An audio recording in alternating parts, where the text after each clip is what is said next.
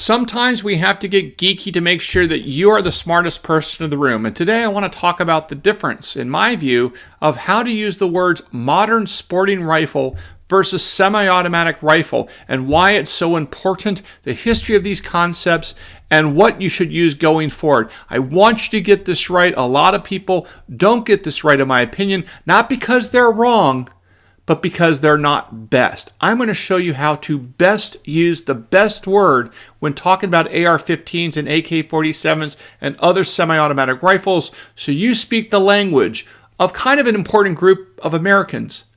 That would be known as the United States Supreme Court. Stay tuned. Hey folks, I'm Mark Smith, host of the Four Boxes Diner, proud American gun owner, constitutional attorney, member of the United States Supreme Court Bar, and author of many best-selling books, including Israel Disarmed, What the 10/7 Attacks on Israel Teach Americans About the Right to Bear Arms. Check it out on Amazon, and if you have a copy, feel free to leave a review. It's always positive to get reviews on Amazon of my books. I like to read those to see what I did good, bad, and ugly. All right, folks, so this is a little bit of more of a step-back video, but an extremely important video, okay? That is, when you're trying to be precise in discussing AR-15 bans, AR-10 bans, when you're talking about AK-47 bans and the like, quote-unquote assault weapon bans, what is the best phrasing that we in the Second Amendment community should be using? And I have very strong opinions on this, and I'm going to show you why I think I'm right and why you should adopt the language that I'm adopting. But I'm going to give proper respect to another concept known as modern sporting rifle, which was a popular concept to use in public debates for some time, but I don't prefer that, and I would discourage you as a general matter from referring to modern sporting rifles as a label for AR-15s, AR-10s, and AK-47s and other semi-automatic rifles, and instead you should be referring to these bans on quote-unquote assault weapons or AR-15 bans as bans on ordinary semi-automatic rifles. And I want to explain to you why I think in the Second Amendment community, we want to be using the phrase semi-automatic rifles to describe these assault weapon bans rather than bans on modern sporting rifles. But I am going to talk a little bit about the history of modern sporting rifles and why it's not wrong or inaccurate to refer to AR-15s and AK-47s and the like as modern sporting rifles. It's just not best practices in today's world. To begin with, I want to sort of step back and let's discuss historically where the quote-unquote assault weapon fights begin. It all starts in the late 1980s, and this is some important history that you need to know. And if you really want a detailed, geeky, deep dive on this history of the AR-15 in America, I would refer you to a very strong book written by a Second Amendment historian and attorney, Stephen Handbook, who wrote, to me, the definitive history of the AR-15 and the laws associated with it, going all the way back to the founding, if you will, dealing with the Second Amendment issues, dealing with these kinds of semi-automatic firearms, in his book called America's Rifle, The Case for the AR-15, America's Rifle by Stephen Handbook. That is the definitive book that I would consult if I were looking to debate this particular issue and to understand the full-blown history. Now, with that said, I just want to give you a summary of the history and then point out why semi-automatic rifle is the preferred term going forward for the Second Amendment community than modern sporting rifles. So to start the discussion of where the assault weapon ban notions started to come from, we have to go back to the late 1980s. In California, where you had this terrible Stockton, California shooting that caused a lot of people to be horrified, as well you should be horrified by that sort of activity. And that triggered a whole bunch of hearings and other discussions about whether or not to ban semi-automatic rifles. And during the testimony in Congress about some of these issues, an ATF official, as I recall, discussed that historically, these kinds of rifles were viewed as having sporting purposes, and that's why, and this is why it's important, that's why it was perfectly fine for foreign manufacturers to sell these kinds of semi-automatic firearms into the United States under America's import-export rules. So again, the concept of sporting rifle starts to get discussed more robustly in the late 1980s, early 1990s. Now this goes actually back to the Gun Control Act and the different federal firearm laws that were enacted in 1968 as part of, again, the Gun Control Act and the related efforts. And back then, it was always understood that all rifles, hear what I'm just about to say, that all rifles, including all long guns for that matter, were considered to have what were known as sporting purposes. Sporting purposes, of course, means for target practice, for hunting and the like, for plinking, whatever, sporting purposes. And the way to understand this as I see it is if a firearm had a sporting purpose to Americans, it could be imported and exported. And again, in the 1960s, the understanding was that all long guns had sporting purposes inherently in what they were, unless they were a National Firearms Act NFA item. If they were a short barrel rifle or they were a machine gun, they were viewed as not having sporting purposes. But all other long guns, all other shotguns, all other rifles were viewed to have sporting purposes. That's just kind of how it was set out, going back to at least the 1960s and moving forward to the Stockton shooting. But after the Stockton shooting, you start to have a series of things taking place. You have hearings in Congress about really these AR-style firearms, you want to go ahead and call them modern sporting rifles for the purposes of this discussion. For the moment, it's okay. You'll see why I get to that in a second. And again, as part of this, as you may want to recall, from the year of our Lord 1988 to 1992, who is the President of the United States? That is President George Herbert Walker Bush, who came really out of the deep state before it was known as the deep state. He came, I think he was the former director of the CIA. He was a law enforcement guy, which frankly in the 1980s and early 1990s may not have been catastrophic. Certainly I think the whole world has changed dramatically about that, but again, that's not the purpose of today's video. Now the reason why I want you to understand that George H.W. Bush was the president from 1988 to 1992 is because he appointed a critical player in this discussion of semi-automatic rifles versus modern sporting rifles versus assault weapons during this time period. He appointed to be the so-called drug czar in charge of national drug policy, a man named William Bennett. You may recall him. Bill Bennett was the drug czar. Now, he basically had concerns about these rifles. He was a really robust law and order guy, a law and order conservative, and he started to talk to the ATF about the alleged or supposed growing crime problem that was supposedly arising involving these semi-automatic assault type rifles.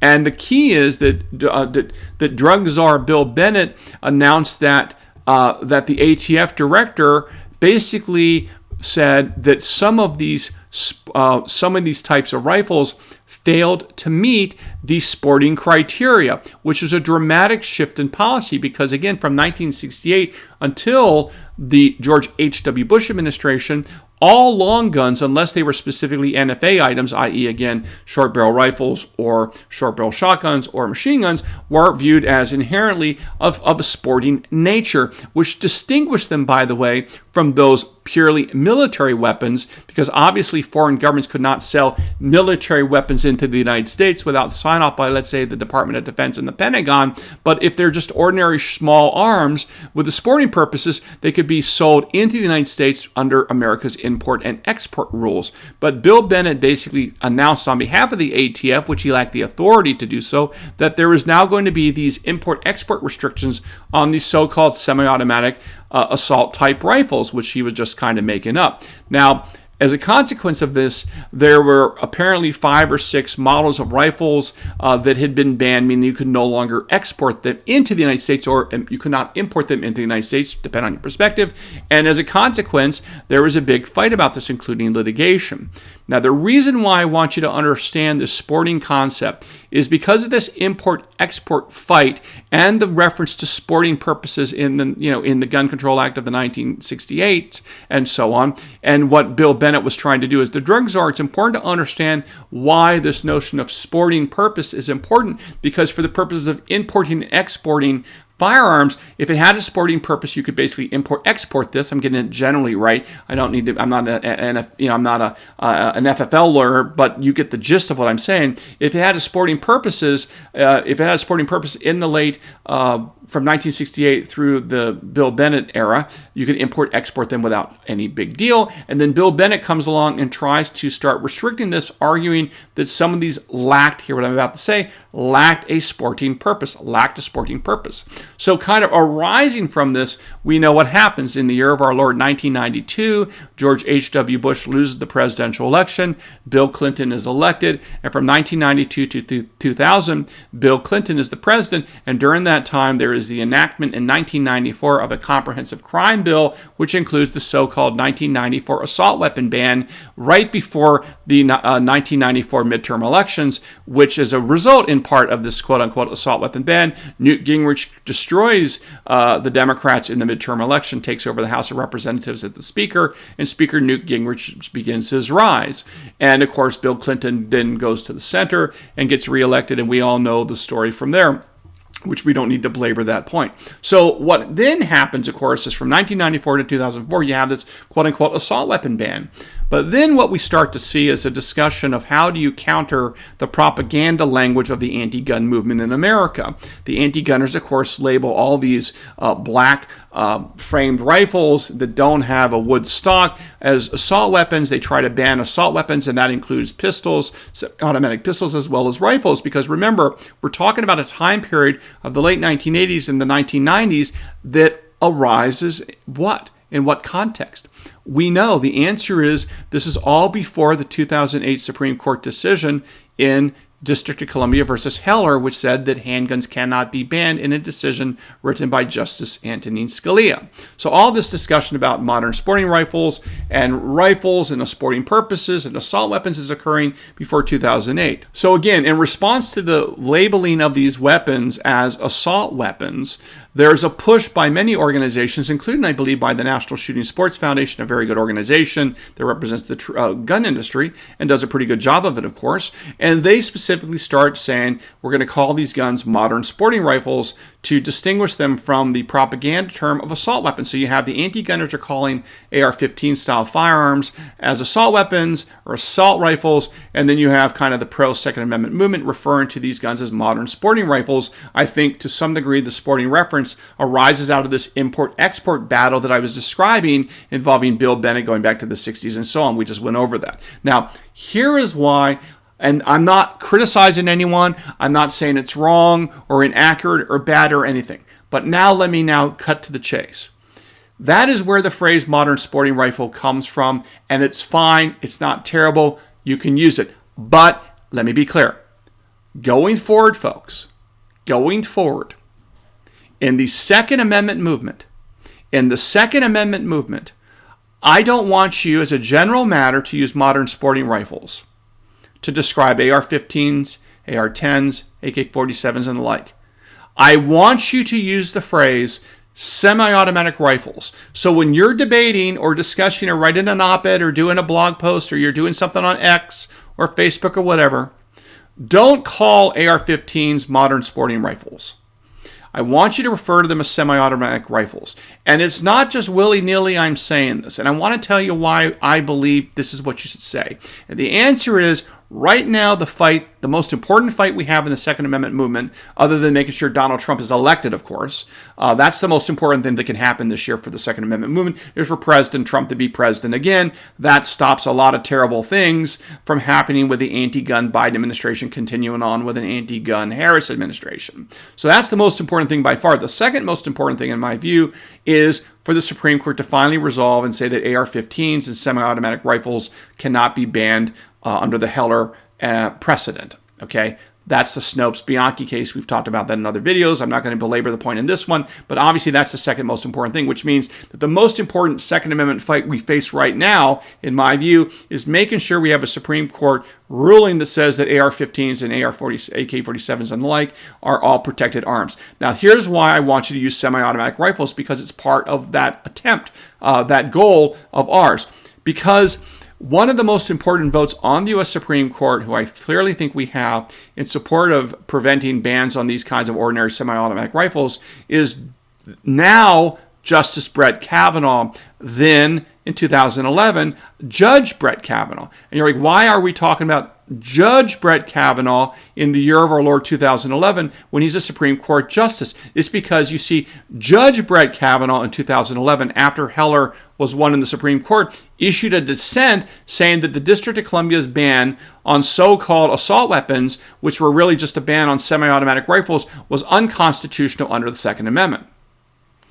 And obviously, if Justice Kavanaugh, and I'm going to read you what he says and you'll see what I'm talking about, if Justice Kavanaugh firmly believes that semi-automatic rifles cannot be banned under the Second Amendment, which is clearly correct, and you see how many times he uses that phrase, you will see why I want you to use the phrase semi-automatic rifles instead of modern sporting rifles, because we want to use the same language that the U.S. Supreme Court is using, because the U.S. Supreme Court uses the language. We want to speak that language so they understand what we in the Second Amendment community are saying. And it's not just the Supreme Court, it's any other federal court or any other state court and any other policymakers or any other influencers, right? We want to make sure we all are singing from the same songbook, if you will. So let's see what then Judge Brett Kavanaugh wrote about D.C.'s semi-automatic rifle ban and why it was unconstitutional in 2011.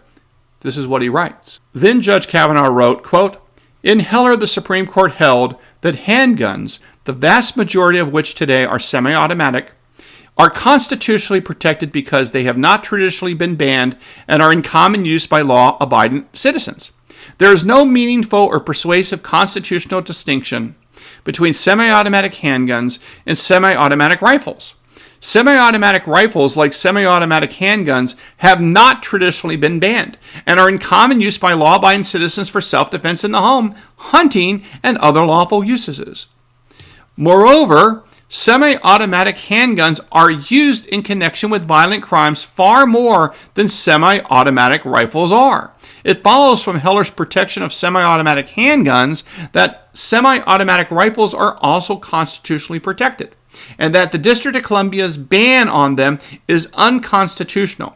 And then he indicates, by contrast, fully automatic weapons, also known as machine guns, have traditionally been banned and may continue to be banned after Heller. Now, do you see how many times then Judge, now Justice Brett Kavanaugh uses the phrase semi-automatic rifles?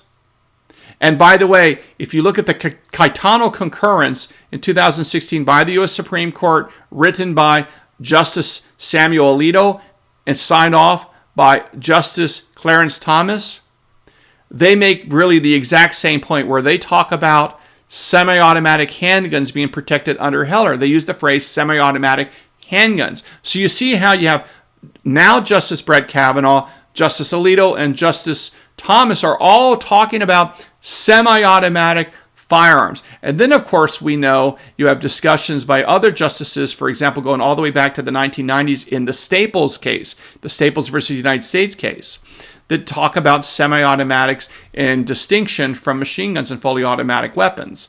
Now, that's why I want you, going forward, when you talk about AR-15s and other AR and AK style firearms, to refer to these in everything you do as semi-automatic rifles, and not modern sporting rifles or not modern sporting firearms. Again, it's not because modern sporting firearms or modern sporting rifles is wrong. They're not wrong to use that phrasing, but it is better to call them semi-automatic rifles for the reasons I've articulated here. So again, to make you the smartest person in the room, to make you smarter than federal judges on the Second Amendment and these issues, I'm elevating your game. And by talking about semi-automatic rifles, you are using the same language that the Supreme Court uses, which makes you the smartest person in the room. And again, you can say modern sporting rifles, it's fine, but it's not optimal. So I would recommend semi-automatic rifles moving forward in everything you write and everything you say, to be the smartest person in the room and to maximize the chances